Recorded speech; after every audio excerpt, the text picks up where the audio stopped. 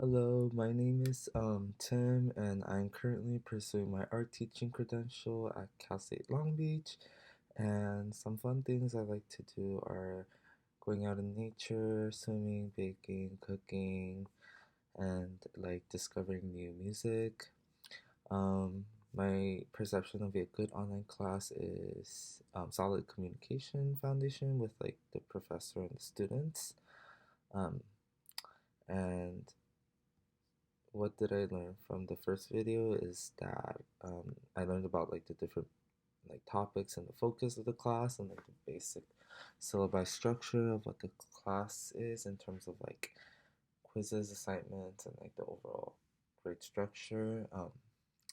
The 13 disability categories are autism, deafblindness, deafness, emotional disturbance, hearing impairment, intellectual disabilities, orthopedic impairment, other health impairment, specific learning disability, speech slash language impairment, traumatic pain injury, and lastly, visual impairment.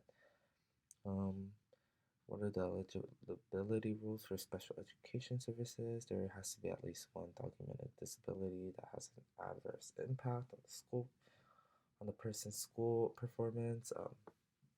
Two common issues associated with adolescents and disabilities are um, the social anxiety and isolation, um, because it's like hard for them to like form connections with peers, and they often struggle with self-acceptance and body image.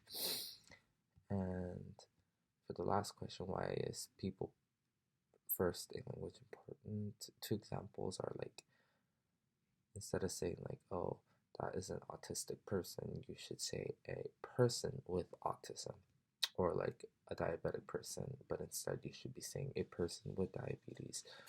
And this is really important because we want to destigmatize the disability words and always put people first instead of like trying to like describe them first. You want to address the person first.